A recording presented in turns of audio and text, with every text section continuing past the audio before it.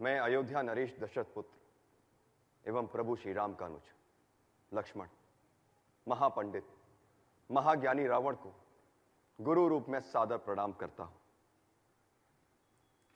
आयुष्मान भव लक्ष्मण। कहो, अपने जीवन की इस अंतिम बेला में मैं तुम्हारे किस हित की पूर्ति कर सकता हूं? हे महामना, नीति, धर्म, राजनीति एवं समस्त वेद शास्त्रों के ज्ञाता, आप अपने ज्ञान और अनुभवों की दीक्षा से लक्ष्मण के जीवन का मार्ग प्रशस्त करने की कृपा करें। मैं देख रहा हूं लक्ष्मण, तुम एक योग्य शिष्य की पात्रता लेकर उपस्थित हुए हो। अस्तु, मैं अपने जीवन के कुछ अनुभव तुमसे अवश्य साझा करूंगा। हे भानुकुल भूषण, अहंकार चाहे सत्ता का हो या सौंदर्य का, शक्ति का हो या भक्ति का, धन का हो या धर्म का, ये बड़े से बड़े विश्व विजेता को नष्ट कर देता है। लक्ष्मण, सत्ता और संपत्ति से उत्पन्न अहंकार का तो फिर भी निदान है, किंतु ज्ञान और धर्म से उत्पन्न अहंकार का कोई निदान नहीं है। रावण को अपने ज्ञान का अहंकार था और तुम्हारे भाई राम को अहंकार का ज्ञान है।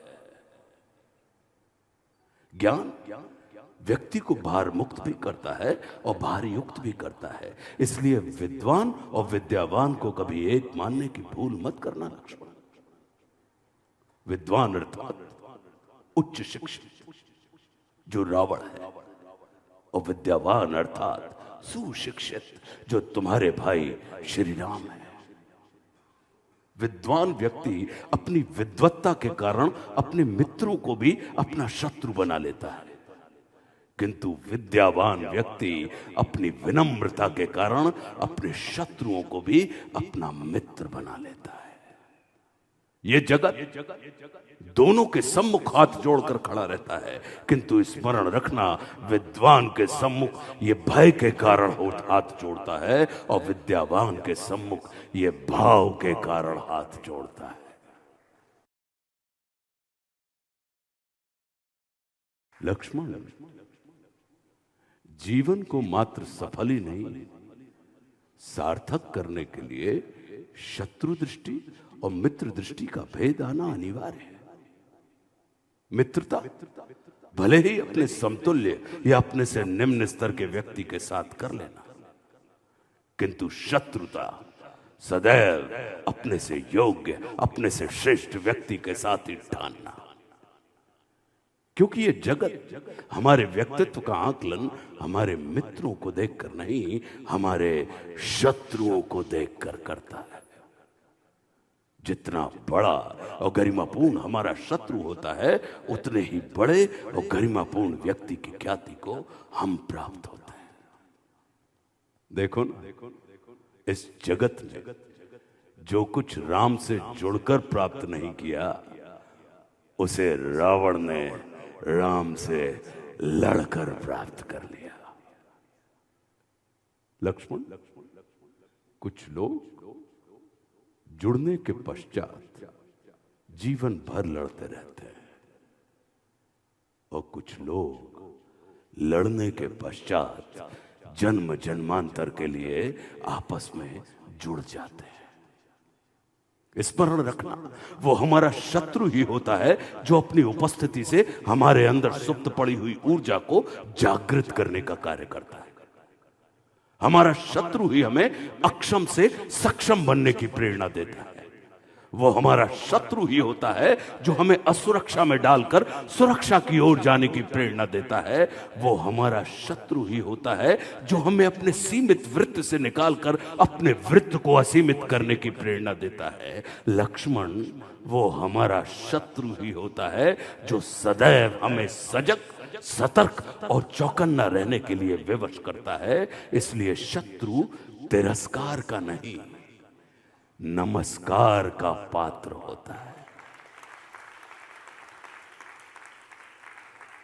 कभी हृदय से अपने शत्रु को नमस्कार करके देखना, वो तुम्हारा परिष्कार कर देगा।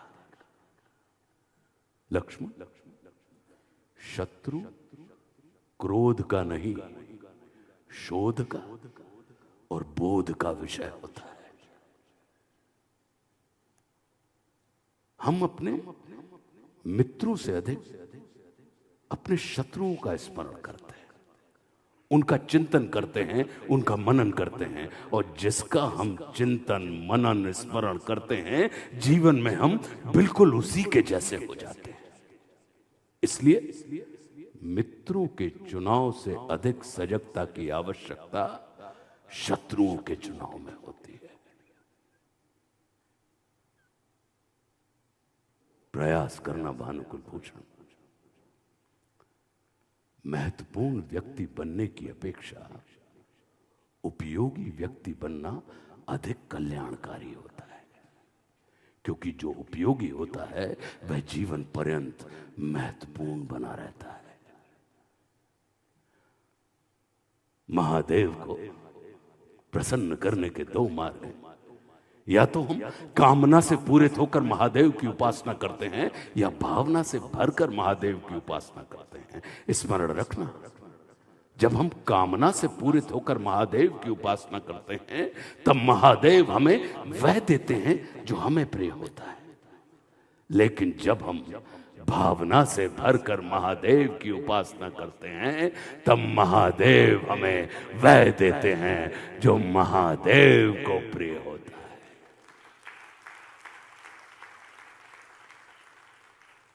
जिनकी उपासना में कामना होती है, उन्हें महादेव से चाहिए होता है, और जिनकी उपासना में भावना होती है, उन्हें महादेव चाहिए होते हैं। ऐरावत हाथी पर सवार देवराज इंद्र को नंदी पर सवार महादेव के सम्मुख मस्तक झुकाना पड़ता है। स्मरण रखना, प्रतिष्ठा और पूजा पद और आसन की नहीं, व्यक्ति में निहित गुणों की होती है। ये सारा नीति ज्ञान तुम्हारे भाई श्री राम स्वयं तुम्हें दे सकते थे, किंतु उन्होंने तुम्हें मेरे पास भेजा। जानते हो क्यों? लक्ष्मण, मेरी संस्कृति असुर की है, किंतु मैं प्रकृति से एक तपस्वी, साधक हूं, आचार्य हूं। और किसी भी व्यक्ति को अपने जीवन के अंतिम क्षणों में अपनी संस्कृति के अनुसार नहीं, अपनी प्रकृति के अनुकूल कर्म करने चाहिए, तब उसे मृत्यु नहीं, मुक्ति प्राप्त होती है। और राम रावण को मारना नहीं, तारना चाहते हैं। तभी तो उन्होंने मेरे जीवन के अंतिम क्षणों में मेरी प्रकृति के अनुकूल उपदेशात्मक कर्म करवाकर मेरी मुक्ति के मार्ग को प्रशस्त कर दिया।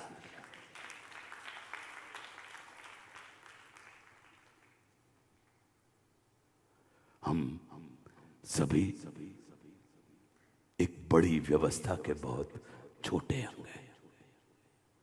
जैसे मनुष्य के शरीर को संचालित करने वाला मस्तिष्क आकार में शरीर से बड़ा नहीं होता, जैसे गज को संचालित करने वाला अंकुश आकार में गज से बड़ा नहीं होता, वैसे ही किसी भी व्यवस्था को संचालित करने वाले व्यवस्था प्रमुख को कभी भी व्यवस्था से बड़ा नहीं होना चाहिए। अपने नाम लक्ष्मण का अर्थ जानते हो? लक्ष्य की ओर सदैव उन्मुख रहने वाले मन को लक्ष्मण कहते हैं। तुम्हारा लक्ष्य तुम्हारे बड़े भाई श्री राम है। सदैव उनके अनुगामी रहना और मात्र उनके चरणों को ही नहीं, उनके आचरण को भी अपने जीवन में उतारने का प्रयास करना और स्मरण रखना, मार्ग कभी एक नहीं होता और लक्ष्य कभी दो नहीं होते। कल्याण मस्तु। विदा।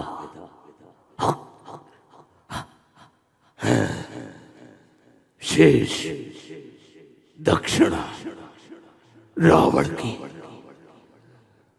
अंतिम क्षण है। वो दो स्वामी शिव के भक्त दशानन को अपनी आभा में लो स्वामी। हर हर महादेव। शंभो।